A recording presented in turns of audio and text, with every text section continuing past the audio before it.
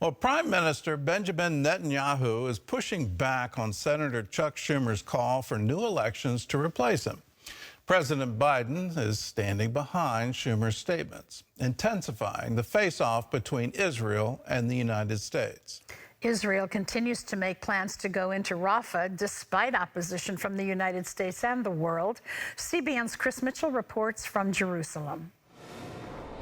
Monday, Israeli forces carried out a raid on Al Shifa Hospital, Gaza's largest medical center, because they said it had intelligence that senior Hamas militants were in the complex and arrested 80 people.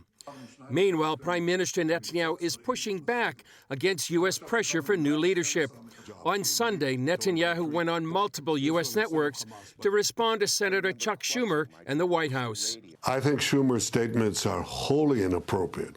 I think we're not a banana republic. The people of Israel will choose when they'll have elections, who they elect, and it's not something that will be foisted upon us. That, you know, it's wrong to try to replace the elected leaders of a sister democracy and a staunch American ally at any time, but especially during the time of war. Even before Schumer's speech last week, Israel's Channel 14 released a poll showing ongoing U.S. hostility has strengthened Netanyahu over his nearest political rival, Benny Gantz.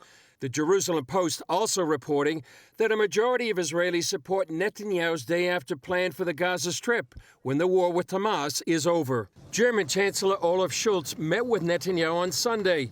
He said Germany stands with Israel, but like many nations, questions Israel's military operation in Rafah. The longer the war lasts, the higher the number of civilian casualties rises, the more desperate the situation of the people in Gaza become, the more this begs the question, no matter how important the goal, can it justify such terribly high costs?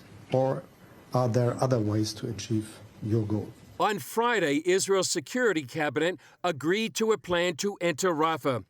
Egypt and the European Union object to that plan, and National Security Advisor John Kirby says the White House expects assurances of how Israel will take care of Gazans. Now the Israelis will tell you they've got a plan for that, the evacuation, they call it humanitarian islands, and we welcome any credible plan to take care of them, but we haven't seen it yet. We haven't seen it yet. The U.S. and other nations are calling for more humanitarian aid. CBN News witnessed the transfer of that aid by the IDF at the Kerem Shalom crossing into Gaza. Colonel Elad Goren of the Coordination of Government Activities in the Territories, or COGOT, says the problem is the UN is failing to distribute the aid once inside Gaza. Just keep saying more, and it doesn't matter if we will pass 1,000 trucks here and they won't able to collect it, they will say that there is a humanitarian crisis. From our understanding, there is no humanitarian crisis. There are challenges, there are obstacles, and the main gap is the capacity of the UN agencies to deliver and to take responsibility over their own operation. Chris Mitchell, CBN News, Jerusalem. I hope the world is listening to that from someone who's, you know, literally boots on the ground. They're saying the UN is failing here, and it's not new. There was a study done. It's by the Arab Barometer. It's part of Stanford University. They did a survey of Gaza before October 7th, and they released that survey in November. That survey showed that 68% of the population of Gaza faced food insecurity, that they were having trouble putting enough food on the table and wondering where their food was going to come every single day.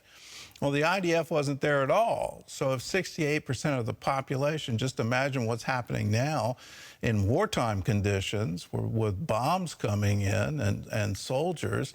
It's a humanitarian crisis, but it's based on what the UN failed to do for a long period of time. What Hamas is doing since 2006. And instead of building farms and building infrastructure and water and electricity and all the things that a city needs, instead of doing that, they were building tunnels. And here's the really bad news. They were building those tunnels, they were building their rockets with money from you and me. We contributed to that. We funded the UN, we funded UNRWA, we funded the Palestinian Authority. It's our money being wasted, misused, and misused for war. Now, Israel is in a desperate situation because the government, everybody wants to call it a terrorist group because it is, but it's also the government of Gaza, has vowed to repeat October 7 again and again and again and again until Israel is wiped off the map. If I lived in Israel, I would say, well, you're the one that's going to be wiped off the map. You can't be in power anymore if you hold these thoughts. And behind all of this, there are over 100 hostages still held in these horrible tunnels. This needs to end, but it's on Hamas. It's not on Israel. If you're concerned about the civilians in Gaza, then you need to put pressure on Hamas. Lay down your arms, unconditionally surrender, release all the hostages, and pledge that you will leave power and that you will not ever try to wipe Israel off the planet again. If you do those things, well, then we can have peace, and this crisis, and it's a very real crisis for the people there, can be averted.